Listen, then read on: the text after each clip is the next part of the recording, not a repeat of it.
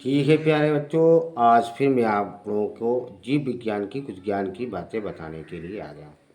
कल हमने आपको बताया था पाचन के बारे में कि पाचन कहाँ कहाँ से हो करके कहाँ कहाँ होता, कहाँ कहाँ पहुँचता है। इसके बारे में आप लोगों को आज हम बताएंगे।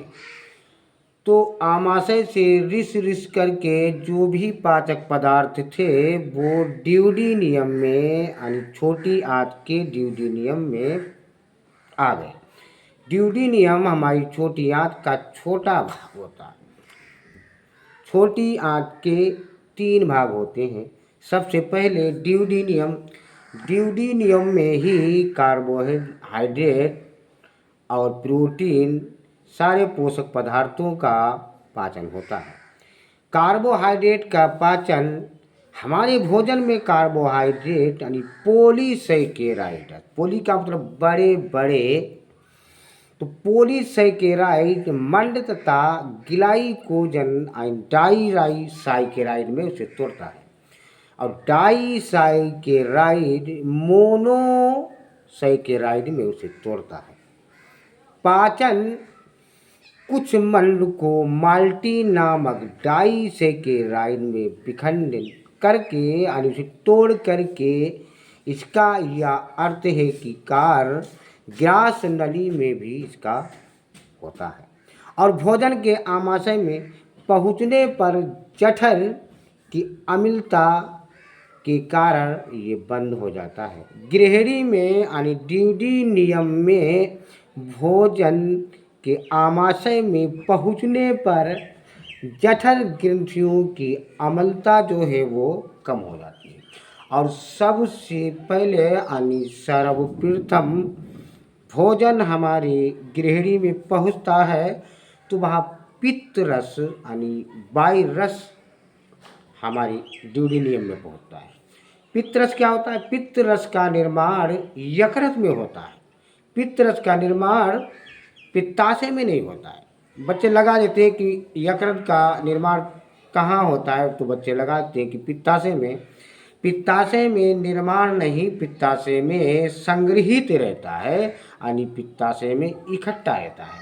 तो पित्त रस सबसे पहले ड्यूडिनियम में पहुँच करके जो हमारे भोजन में जो आप पोषक पदार्थ हैं उनमें जो अम्लता है उस अम्लता को कम करता है, क्योंकि पित्त रस जो है वो क्षारीय किस्म का होता है। यानी उसका पीएच मान 7.6 से या 8 तक तरल के रूप में होता है या हल्का पीले रंग का होता है। यह हमारे भोजन को की उदासीनता को बढ़ाता है और अम्लता को यानी अम्ल को कम कर देता है।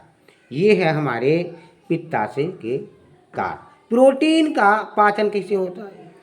प्रोटीन भोजन की प्रोटीन के जटिल जो अणु हैं यानी गुरु अणु यानी बड़े बड़े अणुओं के रूप में होती है।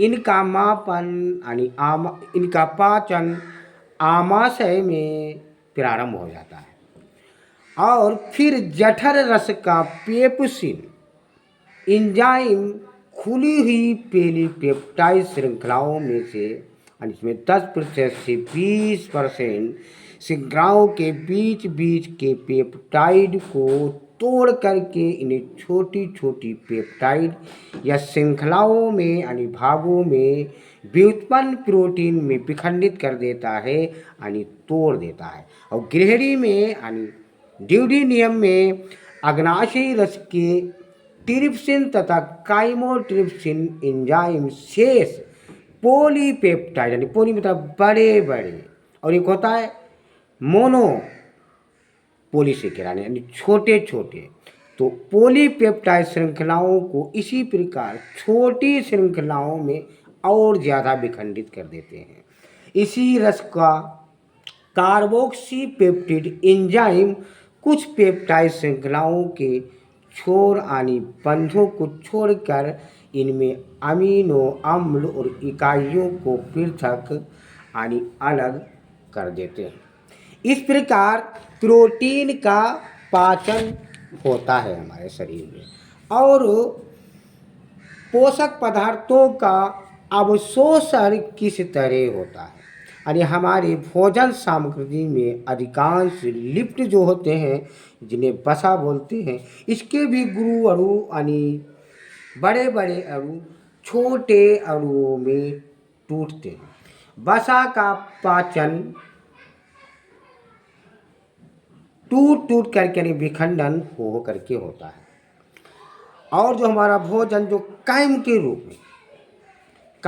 रूप में है, वो 3, 4 या 5 घंटे तक हमारे आमाशय में रहता है। उसके बाद जो पोषक पदार्थ हैं वो ड्यूडेनियम में यानी गिरहरी में पहुंचते हैं। विटामिन्स का पाचन कैसे होता है? विटामिन का पाचन हमारे शरीर में कहीं पर नहीं होता, क्योंकि विटामिनें जो होती हैं वो कुछ जल में घुलनशील और कुछ वसा में घुलनशील होती हैं।